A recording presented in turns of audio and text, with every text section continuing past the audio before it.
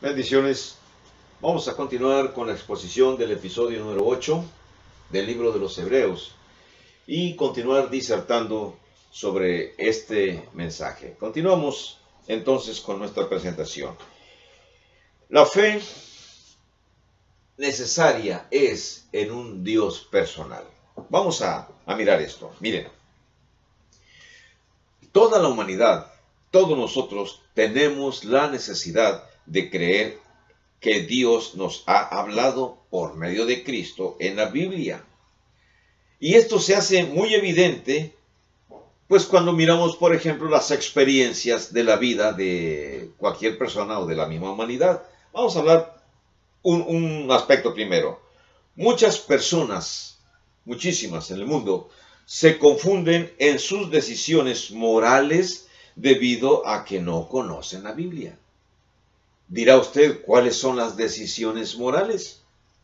Las decisiones en su vida. Por ejemplo, hemos platicado o me han escuchado quizá los que más ven mis videos acerca de la decisión importante que toman un varón cuando escoge a otro varón como cónyuge, o una mujer cuando escoge a otra mujer como cónyuge, o personas de mucha mayor edad cuando buscan damas muy jóvenes o las compran con dinero. O sea, decisiones que implican que tienen muy poco conocimiento de la Biblia. Por eso, cuando se toman decisiones morales y la gente no tiene fe, las decisiones son terribles. La fe en un Dios personal es esencial, es importante. Sin esa fe, nosotros, los que no hagamos los actos morales adecuados, destruimos, infortunadamente, gran parte del tejido de la sociedad. Miren, la idea de un Dios impersonal le roba a la religión las tres R's. ¿Cuáles R's dirán ustedes? Les roba la R de la revelación, de la regeneración y de la responsabilidad. O sea, una persona que no tiene un Dios personal, entonces no tiene revelación, no se puede regenerar y no tiene responsabilidad. Otro punto más. Si no tenemos a un Dios personal a quien darle cuenta de nuestros actos, entonces cada persona se convierte en su propio Dios y en su autoridad final en todo asunto. Quiere decir que su voluntad es lo que importa, no es lo que diga Dios. Y los humanos no tenemos esa capacidad para tomar decisiones morales si no hay la guía de un Dios personal. Miren, a medida que como personas, como espíritus, crecemos y dominamos, entonces el crimen ciertamente también crece desenfrenadamente. Noten ustedes cómo el caos y la anarquía donde no hay gobierno, se vuelven la forma de vida de las multitudes, donde cada quien hace lo que quiere porque no tiene que rendirle cuentas a un ser superior. Hablamos de Dios.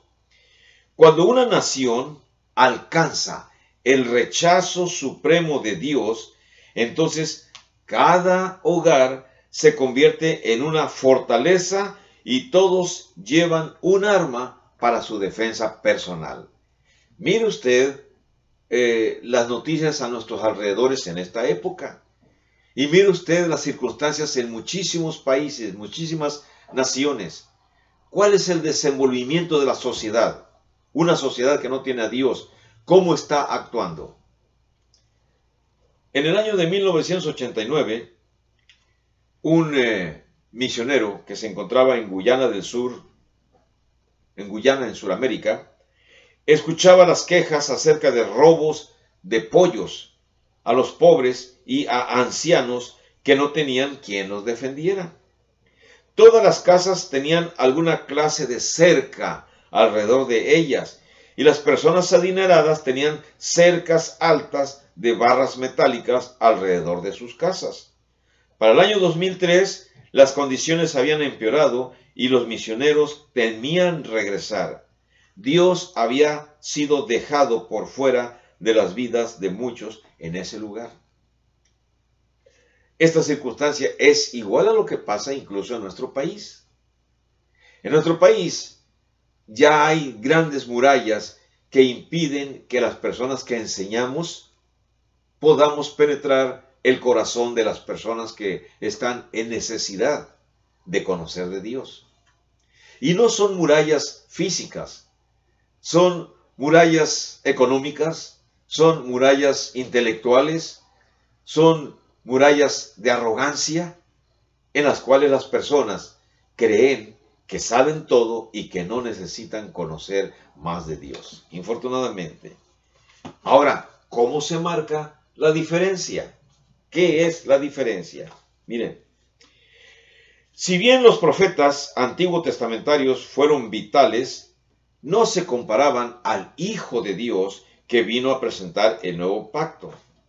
Hebreos marca o traza un marcado contraste entre el antiguo y el nuevo pacto, sin que ninguno fuera más distinto que la naturaleza del último mensajero.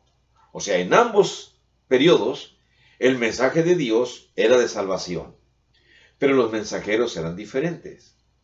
En el antiguo pacto, los mensajeros eran muchos, variados y de distintas formas transmitían su mensaje. En el nuevo pacto, un solo mensajero, el propio Hijo de Dios, quien ha dado su mensaje a la humanidad. ¿Y cómo ha respondido la humanidad? Miren, los mensajeros del Antiguo Testamento trajeron, enseñaron verdades gloriosas. Sin embargo, ahora, las gentes de esta época, tenemos algo que es inmensamente mejor, el mensaje de Cristo. El viejo mensaje, el Antiguo Testamento, era incompleto, con sus frases donde dice de muchas veces y muchas maneras. Quiere decir que extemporáneamente, cada cierto periodo de tiempo recibían los judíos mensaje de Dios. Pero el nuevo pacto es completo, el nuevo mensaje es final.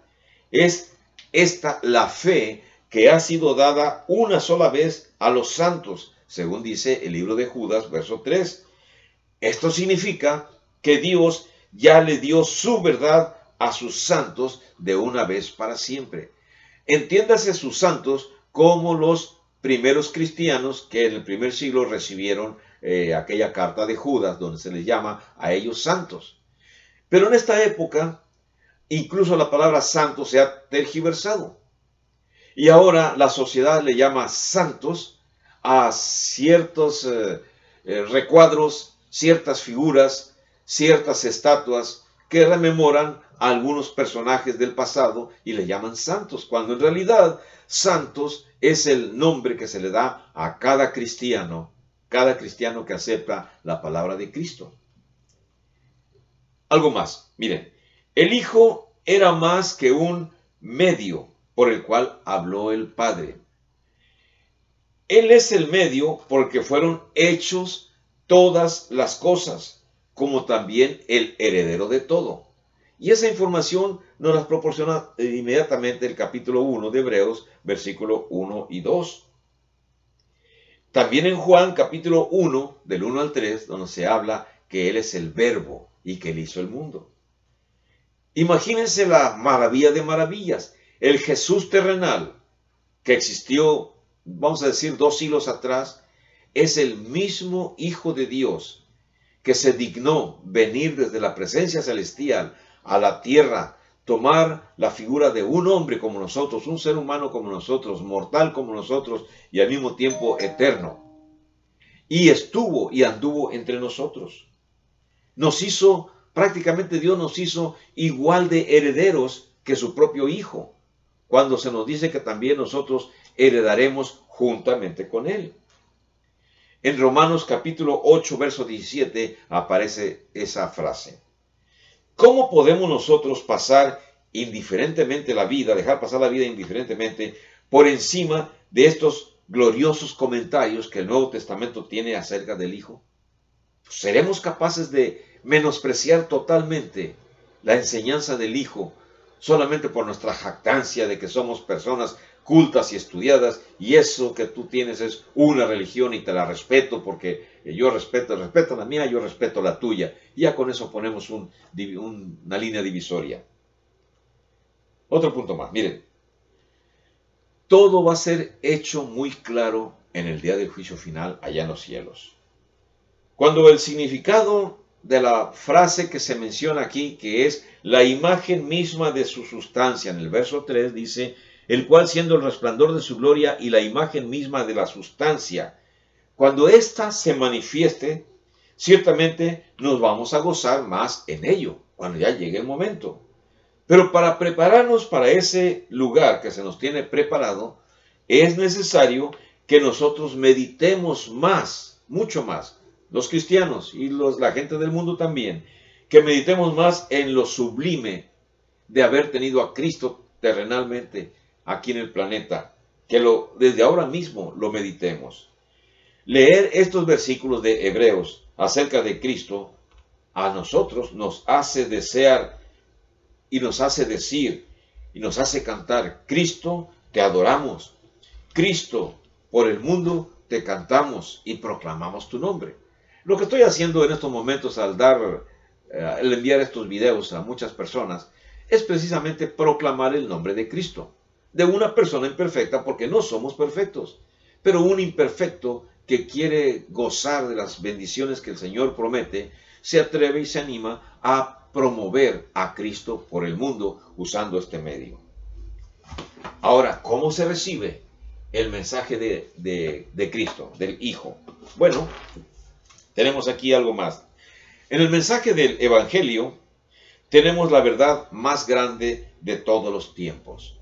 Cuando hablo del mensaje del Evangelio, entiéndase en estos momentos el conocimiento de todo el Nuevo Testamento.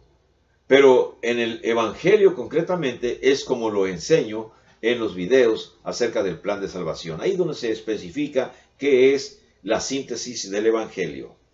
Así que nada se le puede comparar al saber que nosotros estamos aquí, ya sé por qué estoy aquí, ya sé de dónde venimos y ya sabemos para dónde vamos. O sea, el que cree en Cristo sabe para dónde va, y el que no acepta a Cristo también sabe para dónde va, aunque lo quiera ocultar con aires de superioridad en conocimiento secular.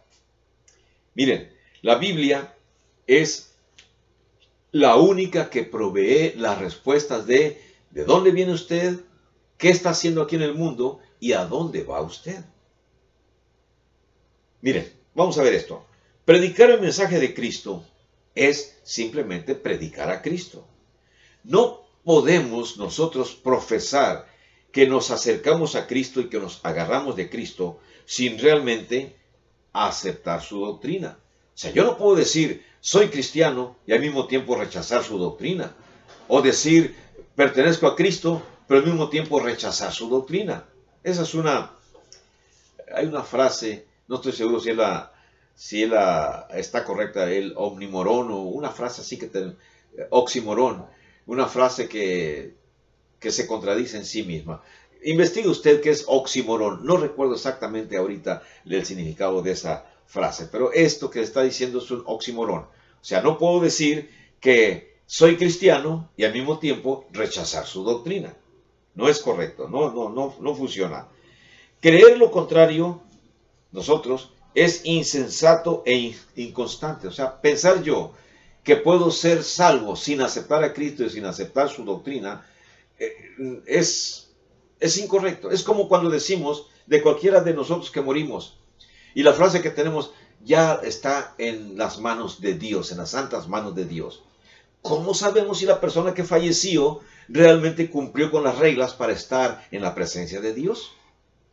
Pero nosotros lo decimos, y lo decimos por antinomia, porque creemos que todo mundo vamos a estar en la presencia de Cristo, en el lado positivo, en la presencia de Dios. No, vamos a estar ante el tribunal de Cristo y entonces se nos va a dar lo que cada uno merezcamos. Algunos iremos al lado del Padre y otros iremos al lado de Satanás. Que infortunadamente esa es la enseñanza que la Biblia dice, por mucho que nosotros proclamemos y digamos que ya porque morimos, ya estamos con el Señor. que en paz descansemos. No, hay muchísimas personas que no descansan en paz. Por eso, todo lo que nos habla en Hebreos, lo que conocemos en Hebreos en particular, es que el mensaje antiguo testamentario fue dado como una preparación a los judíos para cuando viniera la revelación más importante del Hijo. Todo en el Antiguo Testamento apuntaba hacia el Hijo, a Cristo. Los que escribieron los rollos del Mar Muerto creyeron estar muy cerca del final de los tiempos. Estaban equivocados al menos en parte, porque no conocían al Cristo de las Escrituras. El Mesías no fue su maestro de justicia. O sea, los esenios, los que escribieron los libros del Mar Muerto, existieron y escribieron antes de que Cristo Jesús viniera. Así que no pueden decir que Cristo fue su maestro. Ahora, Dios nos habla en esta época únicamente por el Hijo. Y esta verdad se resalta por el relato de la transfiguración.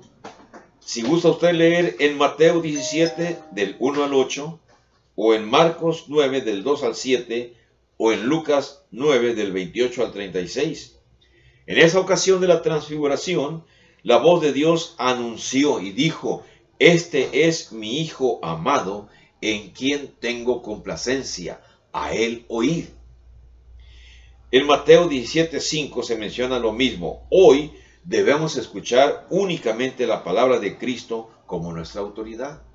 Y es donde la sociedad no está dispuesta, puesto que ya tienen sus compromisos terrenales, sus compromisos morales, en los cuales ya la voz autoritativa de Cristo no es escuchada, porque ya tienen la voz autoritativa de su pastor o de su guía religioso o de sus costumbres o de las enseñanzas que usted considere que son correctas.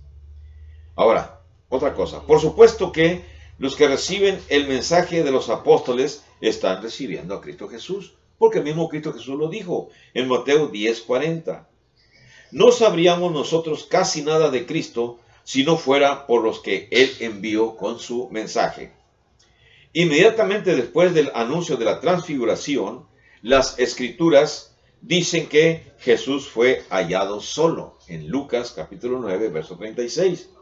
Entonces, nuestra predicación debe enfocarse en la certeza de que Él, el Cristo, ha sobrepasado a Moisés y a Elías. Esto es, Cristo es superior a la ley y a los profetas. Recuerden que los escritos de Moisés son conocidos como los escritos de la ley y Elías es conocido como el representativo de todos los profetas.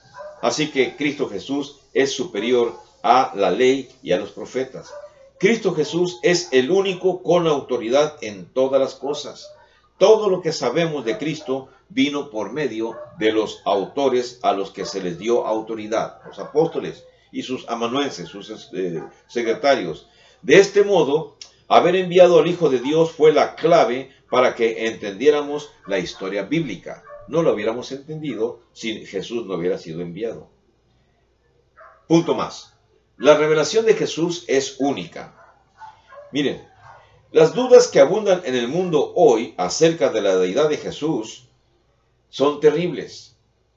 Sin embargo, Jesús respondió eficazmente y Hebreo nos presenta a un Cristo cuyo carácter perfectamente puro constituye una revelación única, cuyo sacrificio por sí solo es eficaz para nuestra salvación y cuya autoridad en el cielo y la tierra no tiene rival. Esta es una defensa simple, pero grandiosa. Si usted no lo sabía, los judíos en el Antiguo Pacto, y todavía vamos a decir, los primeros 33 años de Cristo, el templo estaba en existencia en Jerusalén. Los judíos iban cada año con un animal y lo sacrificaban para que el sacerdote matara el animal y se le ponía la mano en la cabeza al animal y después decían que ya los pecados de la persona iban sobre ese animal. Y entonces el animal pagaba por los pecados del judío por todo ese año. Al siguiente año tenía que ir nuevamente. O sea, cada año el judío tenía que hacer el sacrificio de un animal para que cargara sus pecados. Sin embargo, para nosotros los cristianos, un solo sacrificio y un sacrificio que no llevamos nosotros al templo, sino que Él mismo se ofreció. Fue nuestro Señor Jesucristo, el Cordero de Dios, que se sacrificó para quitar los pecados del mundo. Y usted dirá, bueno, pues si ya Cristo Jesús quitó los pecados del mundo, entonces mis pecados ya son perdonados, diremos todos. Sí, pero con la condición de que sigamos las instrucciones que Cristo Jesús dijo. Oír, creer, oír el Evangelio, creer el Evangelio, arrepentirse de los pecados, confesar que Jesucristo es el Hijo de Dios, bautizarse para que los pecados sean perdonados y entonces se recibe el don del Espíritu Santo. O sea, hay reglas, no nada más porque el Señor sí es el Cordero de Dios que quita los pecados del mundo, pero el mundo tiene que aceptar que sus pecados le sean quitados. ¿Y cómo lo tiene que aceptar? Realizando las instrucciones que Jesús ha ordenado. ¿Cuáles son las implicaciones gloriosas de lo que aquí estamos hablando? Bueno, voy a comenzar y voy a terminarlo en el siguiente video. Miren, no hay fin de hacer muchos libros. En el libro de Eclesiastés, capítulo 12, versículo 12, se menciona esta situación, que no hay para qué hacer tantos libros. Las personas leen y leen y leen. Y yo soy un lector, me gusta mucho leer. Si les muestro mi pequeña biblioteca, bueno, tengo muchísimos libros y otros más que he regalado. Creo que también usted puede leer, y lee bastante, algunos de ustedes. Hay más librerías que nunca. Y no me refiero a las librerías físicas donde se venden libros físicamente. Me refiero ya también a las librerías online, donde usted puede encontrar el libro que usted guste online y paga unos cuantos pesos y puede usted tener su libro también digital, o si lo quiere en papel, también lo puede pedir en papel. Actualmente hay muchísima información. Tenemos libros de toda clase, tenemos revistas de eventos recientes, tenemos de historias, tenemos películas, tenemos obras de teatro, tenemos historia de personas que nos animan. Sin embargo, muy pocos leen la palabra de Dios. Creo, casi estoy seguro, que usted en su casa sí tiene una Biblia, pero más la tiene guardada quizá ahí como adorno. Dudo que ya la haya usted leído o estudiado totalmente. Sin embargo, no, eso que lo dude no significa que no, me equivoco, me puedo equivocar. Así que muy pocas personas leen la palabra de Dios y incluso deben ustedes saber que podemos aprender más verdades del divino y su voluntad al leer las Escrituras que de cualquier otra forma. Desde el Antiguo Testamento hasta el Nuevo Testamento, todo lo que leamos es para beneficio nuestro. Por supuesto, aparecen muchas narraciones de castigos que Dios da, castigos muy crueles a aquellos que no lo obedecen. Sin embargo, eso no le quita validez a todas las cosas buenas que la Biblia nos enseña. Miren, el entendimiento de lo que Dios ha dicho por medio de Cristo lo puede a uno hacer muy feliz y dejarlo muy satisfecho para toda la eternidad. Se revela el más grandioso de todos los eventos de la historia. ¿Cuál es ese evento más grandioso? Cuando Dios, por amar tanto al mundo, envió a su único Hijo como representante suyo, a fin de mostrar la voluntad del Padre para la humanidad. Por medio de su propio sacrificio, proporcionó el medio para nuestra salvación eterna. Las personas están ansiosas por leer lo que algún supuesto experto alega ser el método para hacerse rico. Usted sabe que hay muchísimos libros sobre este tema. Y aun si tales riquezas pueden ser obtenidas, la persona se puede perder si no sigue a Cristo. No importa la cantidad de riquezas que se obtengan. ¿Por qué no mejor asegurarse a algo que nos garantice recompensas eternas? Lea usted su Biblia. Ahí encontrará usted datos e información de lo que le estamos diciendo. En el video número 9 vamos a hablar continuar hablando sobre otras implicaciones gloriosas de lo que es ser cristiano. Que tenga usted bendiciones, que tenga usted salud, que la pase bien. Hasta luego.